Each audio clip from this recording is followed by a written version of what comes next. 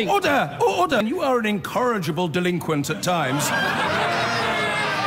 Behave yourself, man! Police in the United States say they've intercepted more suspicious packages similar to the ones found yesterday. The latest were addressed to a restaurant in New York owned by the Hollywood star Robert De Niro and to the former Vice President Joe Biden. At least 10 devices have now been sent to leading Democrats, including Barack Obama and Hillary Clinton, as well as critics of President Trump and the broadcaster CNN. Our North America correspondent Nick Bryant reports. These are the scenes that America woke up to. What looked like old footage from the war in Iraq, but which were real-time images from a postal facility in Delaware. A bomb disposal expert examining a suspect package addressed to the former Vice President Joe Biden. Yet another prominent Democrat sent a crude bomb. In the middle of the night, Lower Manhattan became the focus, and a package sent to a restaurant owned by the movie star Robert De Niro, an outspoken critic of Donald Trump. Once again, a suspect explosive device hauled safely away in a vehicle that's fast becoming a familiar sight. It's called a total containment vessel. At a campaign rally last night, Donald Trump said acts of political violence were an attack on democracy, but some of his strongest remarks were directed at journalists.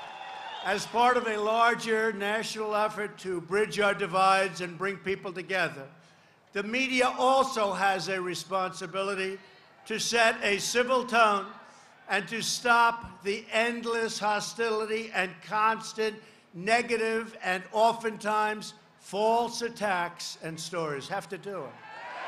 Have to do it. The president accepted no personal responsibility for his part in the coarsening of American life. And this morning on Twitter, he renewed his attack on the media. A very big part of the anger we see today in our society is caused by the purposely false and inaccurate reporting of the mainstream media that I refer to as fake news. That got this response from the former CIA director John Brennan, who was sent an explosive package. Stop blaming others. Look in the mirror. Your inflammatory rhetoric, insults, lies, and encouragement of physical violence are disgraceful. Clean up your act. Because none of the devices have exploded, the FBI has a mound of forensic evidence to help track down who's responsible. But some prominent conservatives have claimed this is all a liberal hoax, timed to coincide with crucial congressional elections. At least 10 packages have been discovered. The authorities are warning that more could be in the postal system. And it's worth stressing, Sophie, that this just has not been a nation comes together moment. In fact, quite the opposite. And although there have been no casualties in these attempted attacks, what we have been witnessing once again is America tearing itself apart. Nick Bryant, thank you. More on those pipe bombs that were sent to a number of leading figures in American politics, as well as the actor Robert De Niro and the news network CNN. In response, many have condemned President Donald Trump's aggressive rhetoric in the past when talking about his political rivals and the press. Democratic leaders pointed to Mr. Trump's recent praise of a Republican congressman who body-slammed a reporter and his description of certain media outlets as enemies of the people. During the 2016 campaign, he caused controversy with his comments about his opponent, Hillary Clinton. Guns, guns, guns, right? I think what we should do is she goes around with armed bodyguards like you have never seen before. I think that her bodyguards should drop all weapons. They should disarm, right? Right? I think they should disarm immediately. What do you think? Yes? Yes. Yeah. Take their guns away. She doesn't want guns. Let's see what happens to her.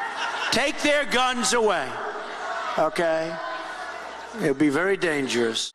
Hillary wants to essentially abolish the Second Amendment. By the way, and if she gets to pick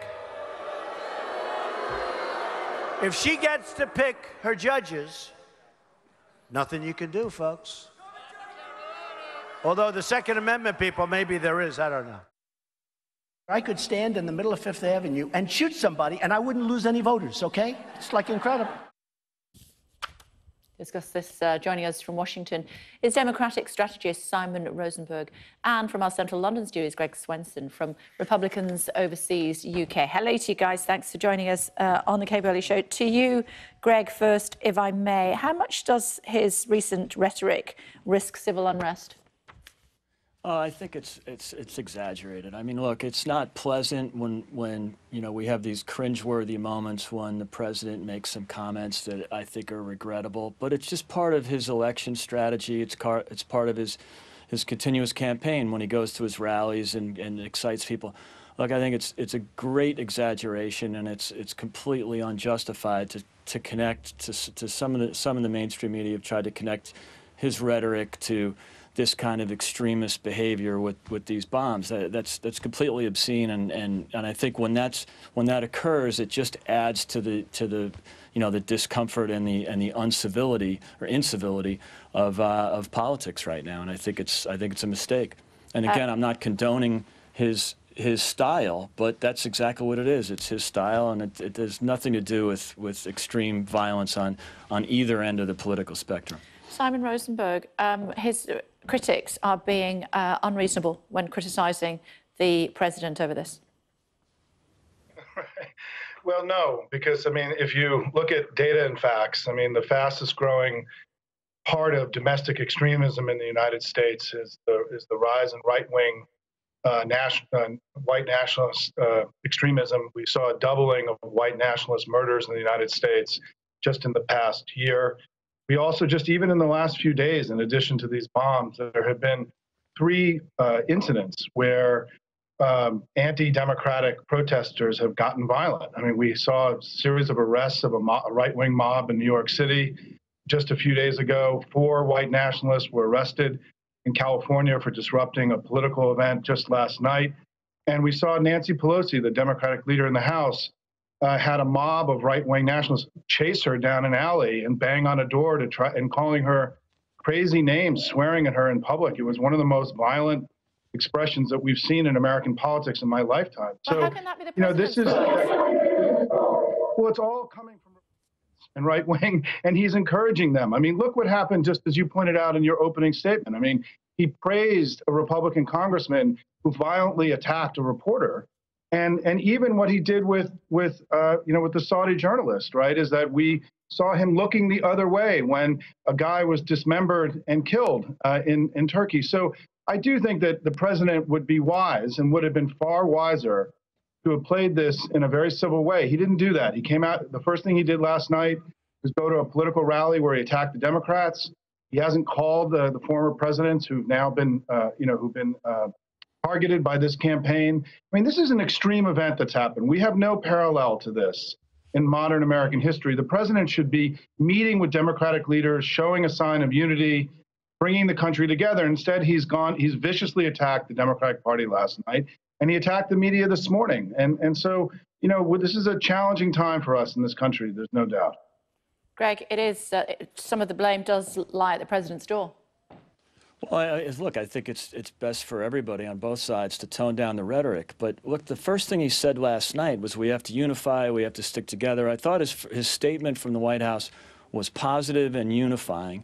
And to suggest that there's all kinds of extremism on the right, which of course that's always been around. That's been part of the unpleasantness of the far right extremists. But the same could be said for the left. And I think Simon brought up a couple of examples.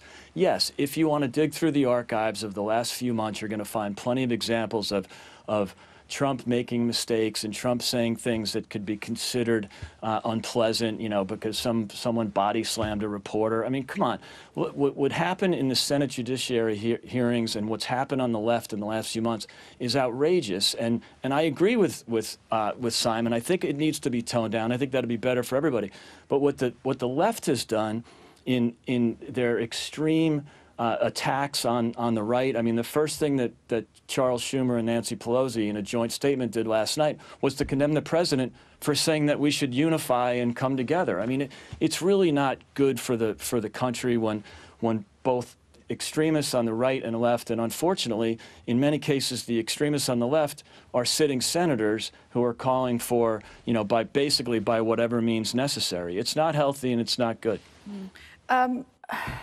So as a result of that, Simon, you know, it's his critics taking him too seriously, too literally, is not the president's fault. And also, to a certain extent, his comments are chiming with public opinion. We've seen what happens at his rallies. No, look, I mean, these are challenging times here. And I think that obviously for the Republicans to not take ownership for the kind of bile and unsettled nature of our politics right now is just ridiculous. And for them to then try to say that by us just pointing out facts and data is somehow disruptive and uncivil. I mean, the idea that sitting senators could be called extreme leftists, right, as opposed to Democrats is an example of how the degradation of the language and the discourse that's taken place in this country. We have an election 2 weeks away. The president is incapable of being seen in public with other Democrats. He spent more time meeting with Vladimir Putin than he has with the Democratic leadership of the Congress over the last 2 years. There is a degree of tribalism and partisanship. I've been in politics since 1992, full time. We have never seen anything like what we're seeing now. Our hope is that, you know, the most important thing, though, let me just take a step back, is that we have an election going on, and we have an extraordinary number of people voting right now. It's healthy for our democracy. It's a good thing. It's critical that we try to preserve that and kind of civic engagement that we're seeing right now, and that somehow what's happening doesn't disrupt the vote and doesn't discourage people from actually participating. We could see the highest turnout in a midterm election in over 100 years based on what's happening right now. That's good for our democracy. And by the way, in some states, that's been good for Republicans. In other states, that's been good for Democrats.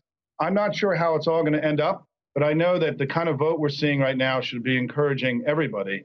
And I hope that nothing that happens with these pipe bombs and this unprecedented set of terrorist attacks in the United States disrupt what is, I think, going to be a really healthy election for the country. OK, so let's turn this around then, Greg, should we?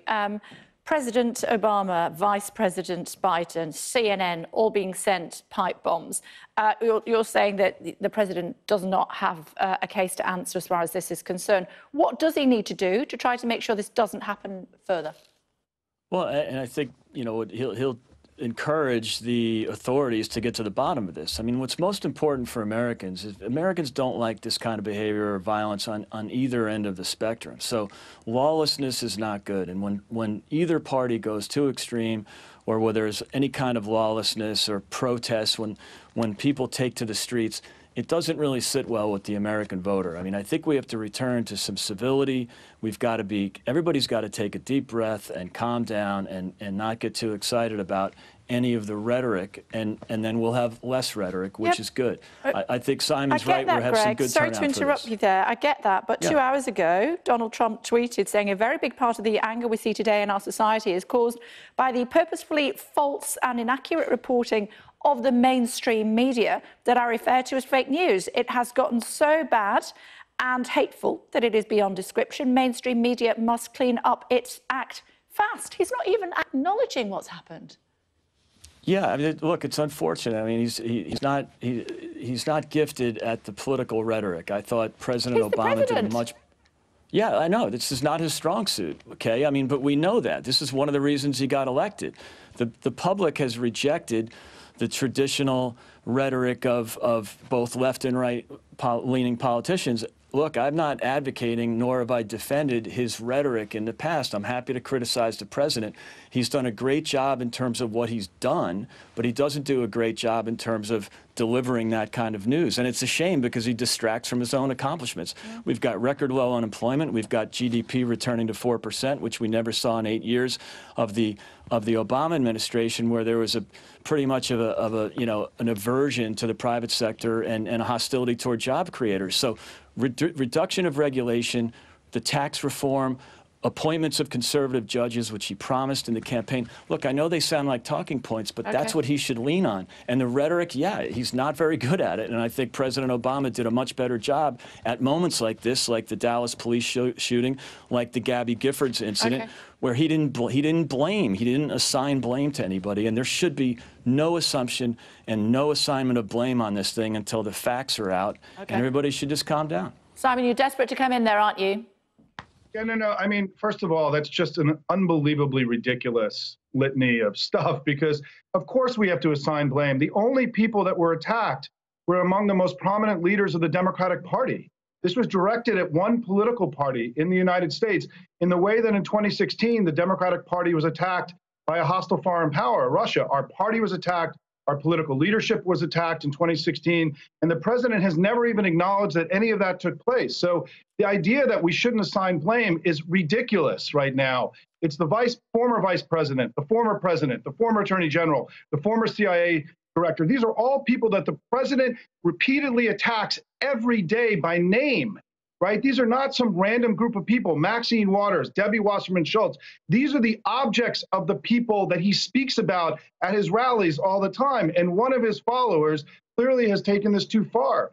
And I wish what should have happened is the president should have called together the two parties today. Nancy Pelosi and Chuck Schumer should be sitting in the Oval Office with the president today, showing that the country is united, not just words, but in deeds. Because he turned around immediately last night. The first thing he did yesterday was to hold a partisan political rally attacking Democrats on the day that our party was attacked. His line that he used in the event last night, former elected officials, is not even accurate, right? Two sitting members of Congress. He didn't even have the respect for members of Congress to acknowledge that they had been part of this entire plot. So look, we're facing an illiberal president in a challenging time. And I hope, as I said earlier, my hope for all of this is that we have a very strong turnout, that the election results are definitive in one way or the other, and that a better course is set for the country in the fall elections. Okay. Greg, now desperate to get in. Simon, have you seen any evidence that it was an opponent of the Democrats or was someone in Trump's circle or party? I mean, it just seems like that's a grand assumption to make without any evidence so far. So, look, I agree. We all have to tone it down and dial it down a notch, but I don't think that helps when the press and commentators are out saying that it's that it's an opponent of the Democratic Party. We don't know that. It could just be some crazy nut job, which, it usually is in these incidents. Okay, we don't say crazy nut job, just so you know, on our programs. Yeah. Greg, Simon, go. Which is a... Thank you. Would you doubt that term applies? I'd like Simon to come in. Okay, sure. Thanks. No, look, I mean, the Democratic Party, this is an astonishing event that just took place, right? We're all still trying to make sense of it, but we can use facts here, right? Only Democrats were targeted, the most prominent leaders of our party. Our party was attacked viciously by an hostile foreign power in 2016. And the notion that we have to be patient and try to understand what happened here is all I'm saying is just clear. It's clear as day what happened here, right? That somebody who's an opponent of the Democratic Party has targeted some of its most prominent officials, right? People who donate to the Democratic Party, an actor this morning, it looks like, Robert De Niro, who's been an outspoken liberal and gone after the president. And I think it's an unfortunate event, but and we are, as I said earlier, the thing that I hope, the most important thing now is that we have to try to prevent this from somehow disrupting the vote that's taking place. Our election really isn't in 2 weeks. I mean, millions of people are voting right now. We've had extremely high turnout. And it's critical that the president help create calm. He didn't do that last night. He didn't do that this morning. He hasn't acted in a unifying way. He's not acting like the president. He's acting like a tribal leader of a factional part of the United States. And it's unfortunate because our country has been better for a very long time and will be better again once we get past this unfortunate period in our history. Greg Swenson? No, I agree with that. It is an unfortunate period, and I hope everybody is able to dial it down. And I mentioned President Obama back in, when Gabby Giffords was shot, and he said, look, let's not start to blame or try to assign blame to people who don't agree with us. And I think we should be careful about that now because we really don't know what the source of this was. And yes, is it obvious that all the targets are in the same party? Of course it is. But I mean, the press could say that it was orchestrated by the Democrats to get the vote out. I mean, that's obscene, of course, and there's absolutely no fact there. But I think we have to be very careful. And I agree with Simon here. let's wait to see what happens with the investigation and we get to the bottom of this. Could there be, better unifying rhetoric? Of course they could, but that's not the president's strong suit. We know that. Excellent debate as always, guys, but sadly we're out of time. Good to talk to both of you. Thanks very much. Thanks, Kay. Thanks, Simon. Thank you. Now, the former Vice President Joe Biden and the actor Robert De Niro are the latest high-profile critics of President Trump to be targeted by suspicious parcels. They join a list of targets that includes former President Barack Obama and former Democrat presidential candidate Hillary Clinton. The president tweeted that a large part of the anger in American society was down to the behaviour of the mainstream media, while some of his supporters have pointed the finger of blame at the Democrats. His critics, meanwhile, accuse him of inflammatory rhetoric. Well, let's go over to our Washington correspondent, Kylie Morris. Kylie. Fatima, there'd already been a ramping up of rhetoric, as you'd expect, ahead of these midterm elections. If you watch American television at the moment or even use social media, regardless of where you are in this country, there will be a cavalcade of political advertising, and much of it is very personal, accusatory in tone and angry, threatening violence against candidates, inciting racial hatred in cases.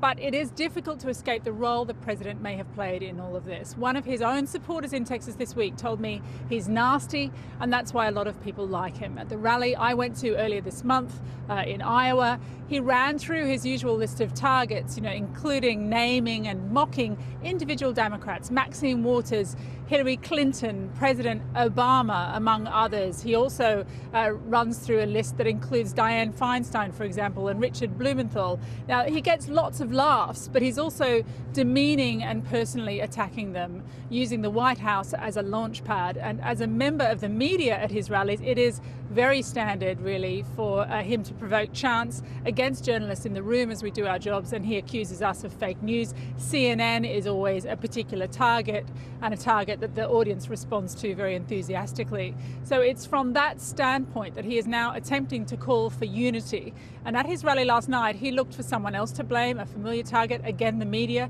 who he accuses of enabling hatred through our inaccurate reporting. Our international editor, Lindsay Hilsum, has this. In the early hours, police were called to the film star Robert De Niro's Manhattan restaurant, where a suspected parcel bomb had been found. It was removed by a secure vehicle. De Niro is well known for his liberal views, and he's echoed President Trump's at times violent language. He talks how he wants to punch people in the face. Well, I'd like to punch him in the face. Two suspect devices addressed to former Vice President Joe Biden were found at a post office in Delaware. So far, the bombs, all of which were sent to Democrats, have been apprehended and defused, and none has caused any injury. Before today's suspicious packages addressed to De Niro and Biden, parcels containing pipe bombs were sent to the homes of Barack Obama and Hillary Clinton, amongst others, including Obama's former Attorney General Eric Holder and Democratic Congresswoman Maxine Waters.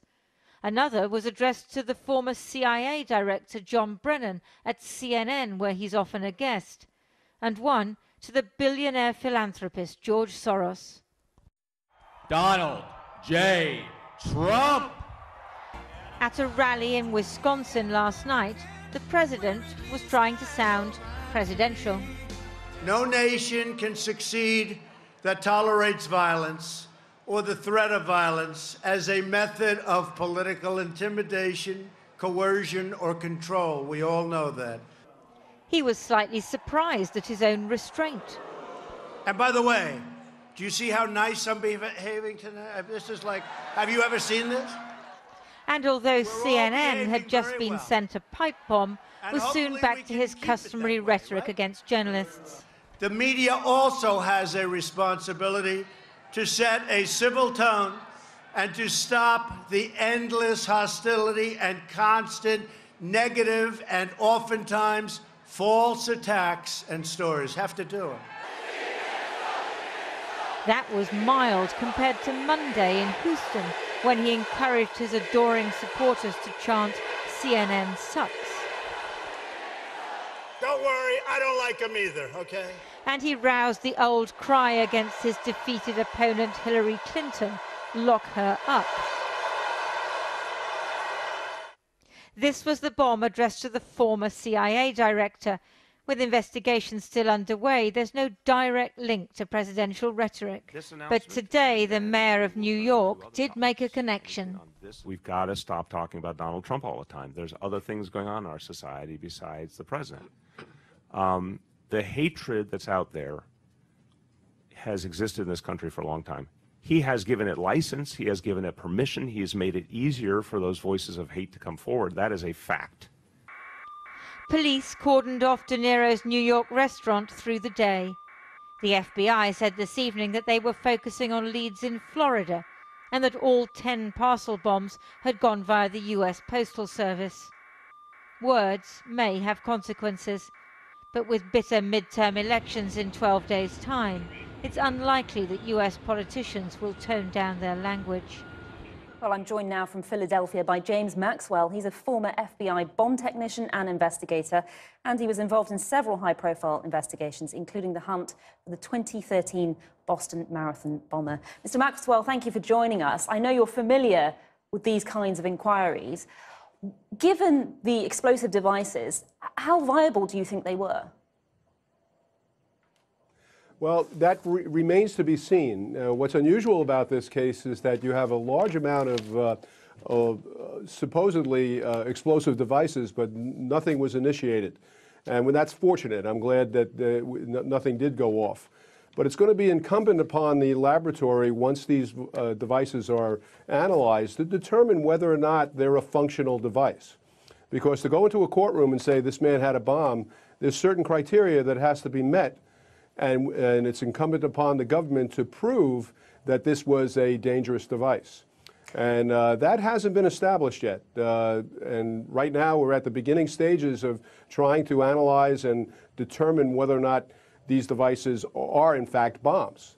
They look like bombs, but none of them have functioned yet. And the laboratory is going to have to determine whether or not the design of this device could function. And from what you're hearing about the investigation, is it likely to be a group or an individual that's responsible? Well, that again, the investigation, we'll have to see where it takes us. A timeline has to be built here on when these devices were introduced into the public sector. In other words, were they mailed through the U.S. mail? When were they mailed? Were they given to private couriers? When were they given, and we have to determine if there's any records that reflect who may be at the start of that timeline. That will tell us a lot, whether or not there's one individual involved or several individuals involved.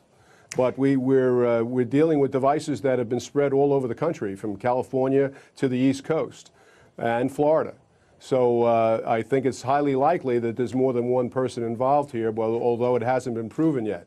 And I would like to just correct you for a moment there. I did not work the Boston Marathon bombing. That was after I retired. Apologies for that. We were misinformed. Just quickly, clearly these are targeted at critics of President Trump. Does that tell us something about the profile of the person or the types of people the FBI is currently looking for? Sure. You know, there's a growing list, and I am not going to be surprised if we see several more prominent Democrats targeted here. They've gone so far as to send 10 devices out. A few more is not going to make a difference. You know, I believe that they're trying to make a statement here in targeting these individuals. But the actual motive of the individuals sending these devices, we're not going to know that until we actually identify that individual. James Maxwell. And, James Maxwell. Me, this is sorry to interrupt you. That's all we have time for. James Maxwell, thank you so much. Sure. Matt. Thanks, Fatima. Well, with crucial midterm elections in the USA just weeks away, how should the Republican Party react to these pipe bombs? I'm now joined from Washington, D.C. by the Republican strategist Deanna Bass-Williams. Thanks for coming on the program. Do you think the president bears some responsibility for these attacks in the sense that he upped the ante against the journalists at the very beginning of his election campaign in 2016? You know, I don't believe that we can blame one community, whether it's the left or right, for the divisive nature of politics in the U.S. right now. I definitely believe that the president has some very strong rhetoric, and as a Republican most of my life, all of my adult life, I would like for him to tone down the rhetoric. But I do believe, and this sometimes is uncomfortable for people to hear, but I do believe that the media has a responsibility to bear in terms of amping up the tension. The media in the U.S., as your correspondent pointed out, when you turn on the television in America, the only thing that you get if you're watching the news is negative news. Everything that the president does, according to the main 3 largest news outlets, 90% of their coverage is negative. And so we're to believe that everything... I mean, it's very... it does, and that's why I said the top 3. Sorry to interrupt. The media landscape is incredibly tribal in America, as is politics. Does that not make it incumbent on the commander-in-chief, the president of all Americans, not to lower himself to the level where he uses journalists like Christians in the Colosseum to whip up a crowd at a rally? I do not support the president's rhetoric towards the media. There was a time in my life when I was on the other side of this career, and I was a journalist as well. And so I think that people who go into journalism, people who are journalists, who are honest and sincere, I think that it is the last stand in a democracy, a free and fair press. But it is a free and fair press, and I do not believe that the president always receives fair coverage. Now, that being said, that does not give the president the leeway or the right to be as divisive as he is. Well, but we also have to remember that it takes 2 to tango, and there on the left we have had members of Congress like Maxine Waters ginning their base up to go attack people in restaurants, at gasoline stations, and so it's very divisive, and it does need to stop. Yes, sorry, but I mean, on the other hand, I was in America during Barack Obama's time. He was attacked by the right-wing media, by Fox News, in incredibly vitriolic ways, and he never stooped to the level of attacking journalists per se. Nor Bill Clinton, by the way. He's received some very vitriolic press. And even under George W. Bush, who was also attacked by the left, he never stooped to that level. So this is a new reality that we're in, isn't it? I would say that, and I think that if we really analyze it, I agree that these other gentlemen that you have mentioned, our presidents, have not responded the way President Trump has responded. But I would also say that they have not received 90% negative coverage in the way that President Trump has. If you watched American news, you would imagine that this country is going to hell in a handbasket, and that we're not on that our economy is not booming, and it is, that we have not had successes in expanding opportunities to low-income communities, which we have. You would imagine, if you watch the main, and you're right, it is tribal. We do have some networks that think that the president does no wrong, and then we have networks that thinks that he only does wrong. Right. And as an American news consumer, you have to literally watch 15 outlets before you get a little bit of the truth. So we do need to have a more responsible way of reporting the news. You're absolutely right, and there simply aren't enough hours in the day to watch that much TV. Diana Bass-Williams, thank you very much indeed.